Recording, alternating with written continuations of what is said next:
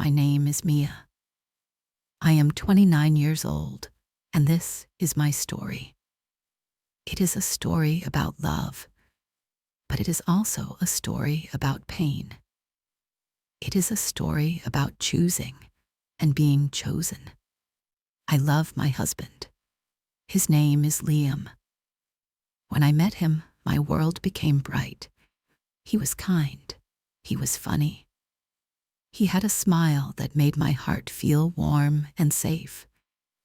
When we were alone, everything was perfect. He listened to me. He held my hand. He told me I was beautiful.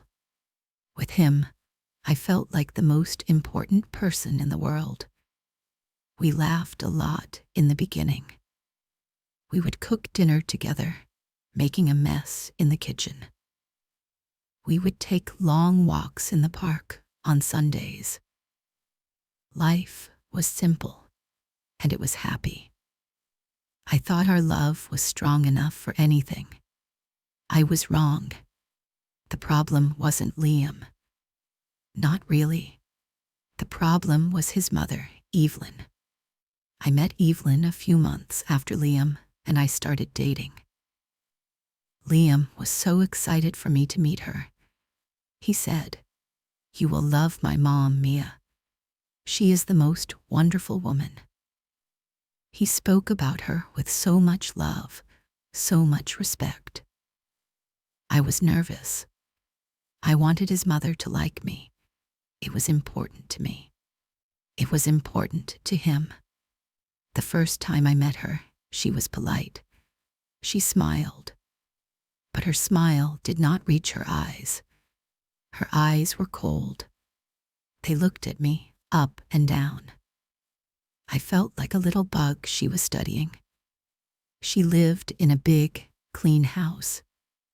Everything was perfect. Not a single thing was out of place. It was a beautiful house, but it didn't feel warm. It felt like a museum. We had dinner at her house. I tried to help in the kitchen. "No, no, dear," she said, gently pushing me away. "I can manage. You just sit and relax." It sounded like a kind offer, but it felt like a wall. She didn't want me in her space. During dinner, she asked me questions. "So, Mia, what does your family do?" she asked. I told her my father was a mechanic and my mother was a teacher's assistant. I am proud of my parents. They are good, honest people. Evelyn just said, "Oh, how interesting." The way she said, "interesting," made it sound like it was not interesting at all. It made it sound small. Then she looked at Liam. "Liam, darling, remember to eat your vegetables. You always forget." Liam was a grown man. He was 30 years old. But in front of his mother, he became a small boy again. "Yes, Mom," he said, and quickly ate his carrots. I felt a strange feeling in my stomach, but I ignored it. I told myself I was just being sensitive. After that first meeting, things started to change very slowly. Evelyn was always there, not always in person, but always in our lives. She would call Liam every single day, not once, sometimes 5 or 6 times a day. He would always answer. His voice would change when he spoke to her. It became softer, younger. "Yes, Mom, no, Mom. Of course, Mom." She never liked anything I did. It started with small things. One evening, I cooked a special dinner for Liam. I spent hours making his favorite lasagna. He loved it. He said, "Mia, this is the best lasagna I have ever had." I was so happy. The next day, He talked to Evelyn on the phone. I heard him say, "Yes, Mia made lasagna. It was nice." Then he was quiet. He listened to her for a long time. When he got off the phone, he came to me. He looked a little uncomfortable. "Mom says you should put more oregano in the sauce next time," he said. "She says her recipe is better." My heart sank. It wasn't about the oregano. It was about her. She couldn't let me have that one small victory. She had to show that she was better, that she knew him better. I looked at Liam. I wanted him to say, "Your lasagna was perfect, Mia. Don't worry about what my mom says." But he didn't. He just smiled weakly and said, "It's okay. That's just how she is. That's just how she is." I heard those words a lot, so many times. They became Liam's excuse for everything. Evelyn started to criticize me more openly, but always in a sweet voice, always with a smile. It was clever. It made me look like the bad person if I got upset. One Saturday, we were at her house. I was wearing a new dress. I felt pretty in it. Evelyn looked at me and said, "Oh, Mia, that color. It's very bold on you." She said it with a little laugh. Liam laughed too. He didn't see the hurt in my eyes. He thought his mother was just making a joke. Another time, she talked about my job. "I work at a small bookstore. I love my job. I love books. I love helping people find stories." Evelyn said, in front of all of Liam's family at a holiday dinner, "It's so sweet that Mia has her little job. It must be fun to have a hobby that pays a little job, a hobby."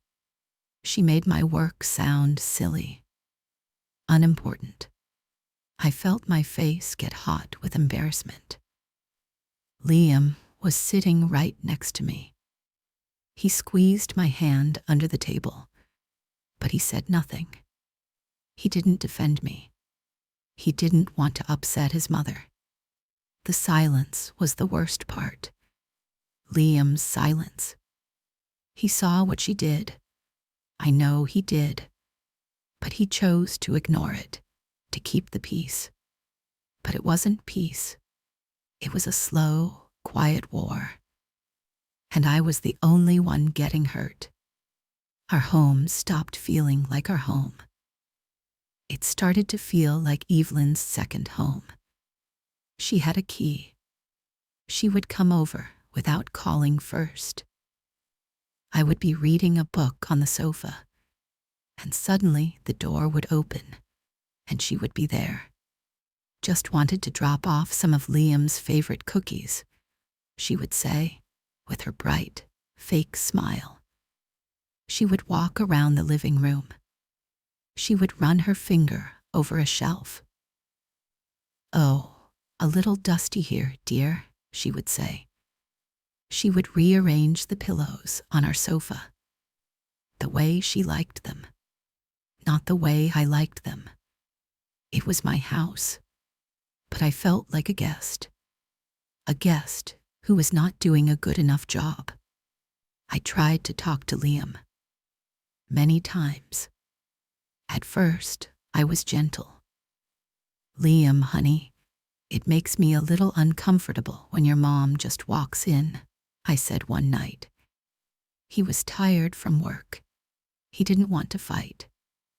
"She just wants to help Mia. She loves us. Don't be so sensitive. That's just how she is."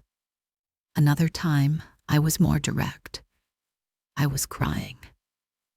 "Liam, she criticizes everything I do. My cooking, my clothes, my job. It hurts me. It feels like she hates me," I said. He hugged me. He wiped my tears. She doesn't hate you, honey. She's just protective of me. She's had a hard life. It's just her way of showing she cares. A hard life. He always said that. His father left when Liam was young. Evelyn raised him alone. I understood that. I really did. But was that an excuse to be cruel to me? I started to feel very lonely. Even when Liam was next to me. He was there physically. But his loyalty, his heart, it felt like it was split in two. And his mother always got the bigger piece. Our perfect love, the love I felt when we were alone, was getting smaller, crushed under the weight of his mother's influence. The worst day came about a year into our marriage. It was my birthday. Liam promised a special day, just the two of us. He was going to take me to a beautiful restaurant by the sea. I was so excited. I bought a new dress. For a whole week, I felt happy. I felt like the old Mia again. The Mia who was in love with the old Liam. On the morning of my birthday, the phone rang. It was Evelyn, of course. Liam answered. I watched his face change. His smile disappeared. He looked worried. What? Are you sure? Okay, Mom. Don't worry, I'm coming. I'm coming right now. He hung up the phone. He looked at me with sad eyes. I'm so sorry, Mia. Mom fell. She thinks she broke her wrist. I have to go to her. My heart broke. Liam, it's my birthday, I whispered. I know, baby, I know. I am so sorry. We will celebrate tomorrow, I promise. But she's alone. She's scared.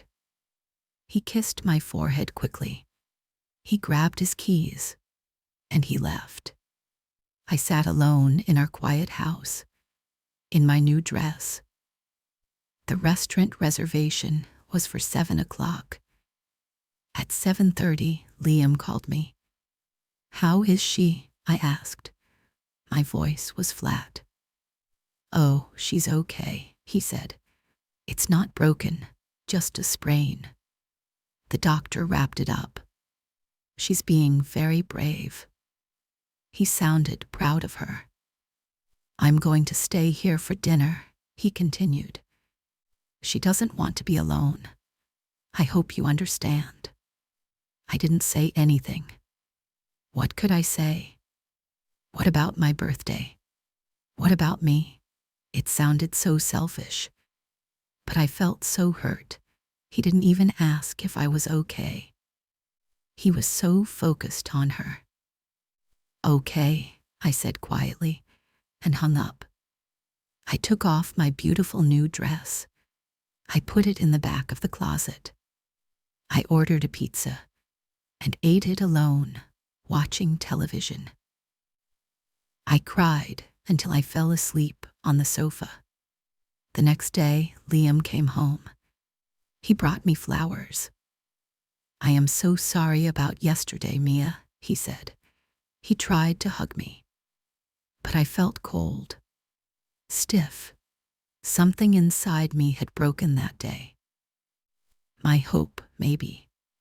I knew with a terrible certainty that if I was on one side of a river and his mother was on the other, and he could only save one of us, he would swim to her. Every time, I started to pull away from him. I stopped trying to talk about Evelyn. It was useless. I stopped trying to make our house my own. It was her territory. I just lived there. I became quieter, sadder. The laughter in our house disappeared completely. Liam noticed. What's wrong, Mia? He would ask. You seem so distant. How could I explain it to him? How could I tell him that he was the one who was distant? That he had left me alone on an island while he lived in a world with only two people, him and his mother. I started spending more time at the bookstore. It was my safe place, my quiet refuge. I talked to my boss, an older woman named Sarah. She was kind and wise. She saw the sadness in my eyes. One day, she asked me, "Is everything okay at home, Mia?" I don't know why, but I told her everything. The words just poured out of me. The little criticisms, the canceled birthday, the feeling of being invisible. Sarah listened patiently. She didn't interrupt. When I finished, she just said, "Mia, you deserve to be a priority, not an option." Her words were simple, but they hit me hard. A priority. When was the last time I felt like a priority to Liam? I couldn't remember. This went on for another year. A year of quiet sadness. A year of feeling like a ghost in my own life. I loved Liam. I really did. I loved the man he was when his mother wasn't there. But that man was disappearing. Or maybe he never really existed. Maybe he was always her son first, and my husband second. The final moment, the moment that changed everything, came on a rainy Wednesday. It wasn't a big, dramatic event. It was a small, quiet conversation. We were talking about our future. I had always dreamed of moving to the countryside, having a small house with a big garden, maybe getting a dog. Liam had always said he liked that dream too. Maybe we could start looking at houses online, I suggested, a little spark of hope in my voice. Liam looked uncomfortable. He shifted on the sofa. "I don't know, Mia," he said. "What about Mom? We can't move far away from her. Who would take care of her?" "She's only 60, Liam," I said. "She's perfectly healthy. She has friends. She could come and visit." "It's not the same," he said, shaking his head. "She needs me. She relies on me."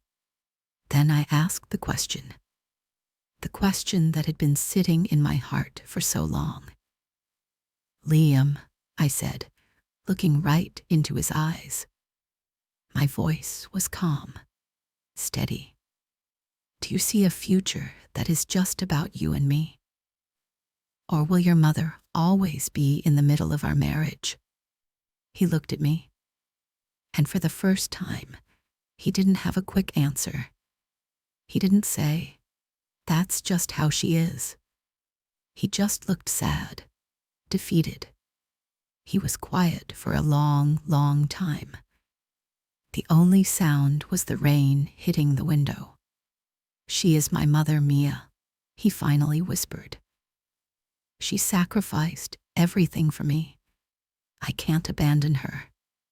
Abandon her? That's what he thought. Moving 10 miles away was abandoning her. Having our own life was abandoning her. I understood in that moment. It would never change. He had already made his choice. He made it years ago. He would always choose her. My heart didn't break into a million pieces. It felt more like it turned to stone, cold and heavy in my chest. I didn't cry. I had no tears left. I just felt empty. "I see," I said. And I did. I saw everything clearly. That night, I didn't sleep in our bed. I slept on the sofa. The next morning, I woke up early. I packed a bag, just some clothes. my books, the few things that felt like they were really mine. Liam was still sleeping. I looked at him for a long time. The man I loved so much. The man who couldn't love me enough. I wrote him a short note. Dear Liam, I love you. But I need to be a priority in my own life. I cannot be second anymore. I hope you and your mother will be very happy. Goodbye, Mia. I left my wedding ring on the note, and I walked out of the house. I closed the door quietly behind me. I didn't look back.